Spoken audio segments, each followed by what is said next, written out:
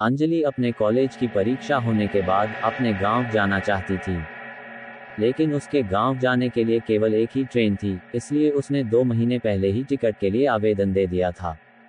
लेकिन उसके टिकट का स्टेटस अभी तक वेटिंग लिस्ट ही था। अगले दिन उसका सफर शुरू होने वाला था, जिसके लिए उसने कुछ खाने पीने की सामग्री और रास्ते में पढ़ने के लिए एक नॉवल खरीदा, जिसका नाम था ट्रेन का भूत। दरअसल अंजलि को भूतिया कहानी पढ़ने में बड़ी दिलचस्पी थी। वह अक्सर इसी तरह की बातें किया करती थी, इसलिए ज्यादातर विद्यार्थी अंजलि से बात करना पसंद नहीं करते थे। अंजलि को भी अकेले रहना पसंद था, इसलिए किसी के बात करने न करने से उसे कोई खास फर्क नहीं पड़ता था। दूसरे दिन अंजलि रेलवे स्टेशन पहुंच जाती है, लेकिन अभी तक उसकी वेटिंग लिस्ट क्लियर नहीं हुई होती है। अंजलि सीट न मिलने से परेशान होती है। वह सीट के इंतजाम के लिए टिकट चेकर की तलाश कर रही होती है। काफी देर इंतजार करने के बाद जब कोई नहीं आता तो अंजलि किसी की भी सीट में बैठ जाती है और अपना नॉवल निकालकर पढ़ने लगती है।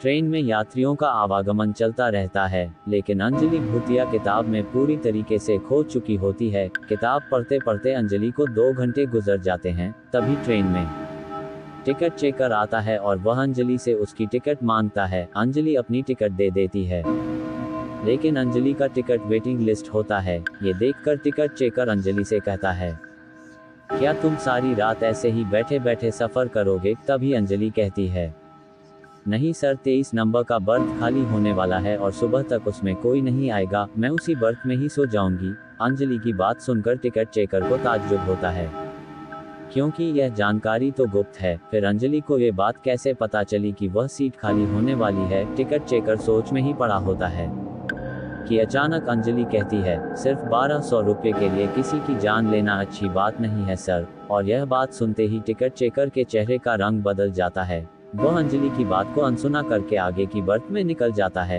दरअसल अंजलि जो नॉवल पढ़ रही थी, उसमें भूतों को अपने संपर्क में लाने का मंत्र लिखा हुआ था, जिसे गलती से अंजलि ने पढ़ लिया था और इसी वजह से अंजलि के अंदर शैतानी रूह प्रवेश कर चुकी थी। अंजलि से मिलने के बाद टिकट चेकर बहुत घबरा चुका था। दरअसल 15 दिनों पहले गलती से एक आदमी ट्रेन से गिरकर मर गया था, जिसकी वजह यही टिकट चेकर था। लेकिन ये सिर्फ एक हादसा था। टिकट चेकर अपनी सीट पर बैठा ही होता है कि अचानक अंजलि बगल में आकर बैठ जाती है। अंजलि का चेहरा पहले से कुछ डरावना लग रहा था।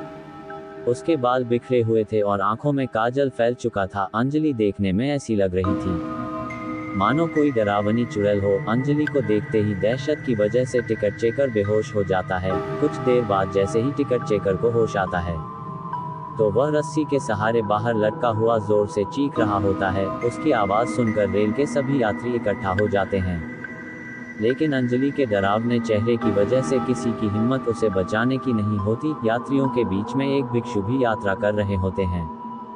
वह बहुत देर से आंख बंद करके अपने ध्यान में बैठे हुए होते हैं, लेकिन यात्रियों की चीख पुकार सुनकर उनका ध्यान भंग हो जाता है और वह क्रोधित हो जाते हैं। लेकिन जैसे ही उनकी नज़र बाहर लटके हुए टिकट चेकर पर पड़ती है, तो वह अपनी जगह से खड़े होकर अंजलि के पास पहुंचते हैं और ऊंचे स्वर में कहते हैं, तुम उसे छोड़ दो, तुम्हारे साथ न्याय होगा। उनके कई बार बोलने पर भी जब अंजलि ऐसे ही खड़ी रहती है, तो भिक्षु आंख बंद करके खड़े हो जाते हैं और कुछ ही देर में उन्हें पता लगता है कि जब तक अंजलि के हाथ में ये नॉवल है, तब तक भूतिया साया उसके ऊपर से नहीं हटेगा। भिक्षु अपनी बुद्धिमत्ता से अंजलि के हाथ से नॉवल छीन लेता है और उसे ट्रेन से बाहर फेंक देता है। नॉवल का संपर्क जैसे ही अंजलि से दूर होता है, तो वह बेसुध होकर ट्रेन के अंदर गिर जाती है। लेकिन इसी बीच टिकट चेकर, जो कि ट्रेन की खिड़की से लटका हुआ था, वह नीचे गिर जाता है।